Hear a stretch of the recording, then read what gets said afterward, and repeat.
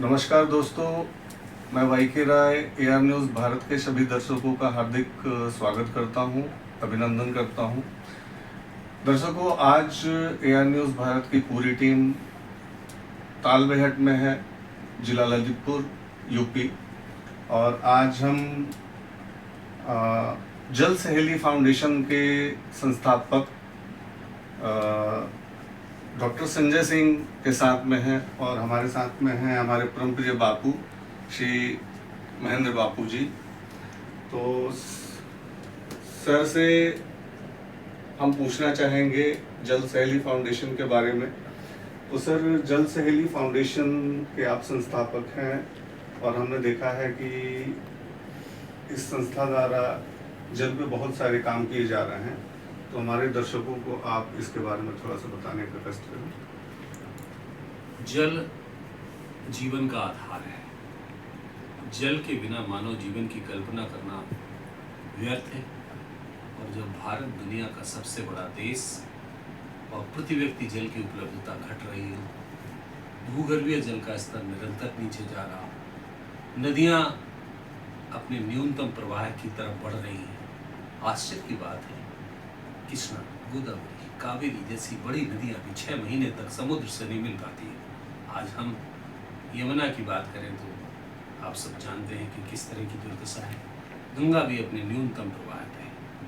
ऐसे समय में जब संकट की आहट सुनाई दे रही है और इस आहट के समाधान के लिए हमें जल के प्रति आस्था बढ़ानी पड़ेगी, क्योंकि जल जहाँ संस्कृति का केंद्र है, वहीं अर्थव्यवस्था का भी आधार है।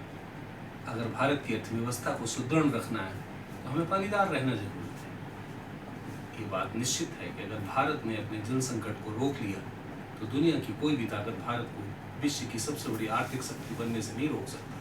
यदि हमने अपने जल के प्रबंधन को ठीक नहीं किया तो हम जानेंगे कि यार 2050 के बाद भारत की हालत बहुत खराब होगी। मैं ये डरवाने के लिए नहीं कहना चाहता हूँ आपके न्यूज़ चैनल के माध्यम से, लेकिन तमाम सारे तथ्य और उसके आधार पर मैं ये कह सकता हूँ कि परिस्थितियाँ थोड़ी सी खराब और विकट हैं। ऐसी स्थिति में हमें कैसे काम करना है, इस पर सोचना पड़ेगा। और मैं सबसे कहूँगा कि पानी के संचयन के प्रति हम अधिक से अधिक संजीदा होकर अपने काम को करें।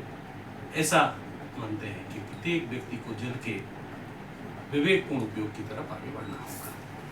दर्शकों, डॉक्टर संजय सिंह पिछले 30 सालों से जल पे काम कर रहे हैं। तो मैं चाहूँगा कि थोड़ा सा अपने बारे में भी बताएं, अपने अध्ययन के बारे में दर्शकों से। देखिए, मैं एक पानी का विद्यार्थी हूँ। मेरी अपनी यात्रा पानी के साथ शुरू हुई थी। मेरा जहाँ जन्म हुआ था, जिस गांव में, मेरे वहाँ आप आश्चर्य करेंगे कि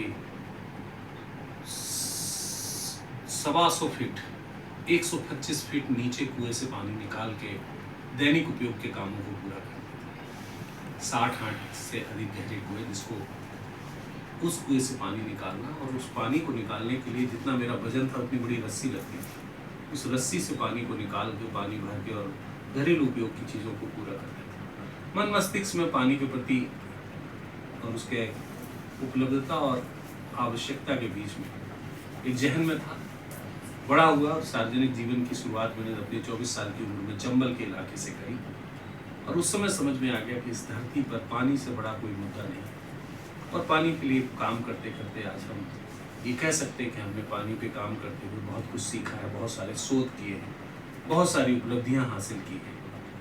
सरकार, गैर सरकार, बहुत सारे लोगों ने हमारे काम का सम्मान किया। लेकिन उन सब सम्मानों से ऊपर मैं ये मानता हूँ कि हमने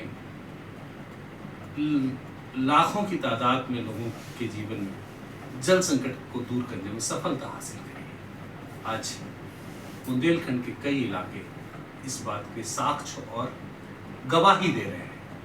मैं चाहता हूँ कि भारत को अगर समृद्ध रखना है तो प्रत्येक व्यक्ति को जल के विवेकपूर्ण उपयोग की तरफ आगे बढ़ना है। दर्शकों, हमारे साथ थे डॉक्टर संजय सिंह, संस्थापक जल सहेली फाउंडेशन, और हमारे साथ महेंद्र बापू जी भी हैं, कथावाचक हैं, जो कि यहाँ पे तालबेहट में डॉक्टर संजय सिंह जो यज्ञ करवा रहे हैं जल सहेली फाउंडेशन के माध्यम से, उसमें आए हुए हैं, प्रसिद्ध कथावाचक हैं। तो गुरुजी, बापू जी, आप हमारे दर्शकों को कुछ कहना चाहेंगे? जी, हमारे जल सहेली फाउंडेशन के संस्थापक डॉक्टर संजय जी को मैं खूब खूब धन्यवाद करना चाहूँगा कि प्रकृति के बारे में, जल के बारे में इतना सोचा।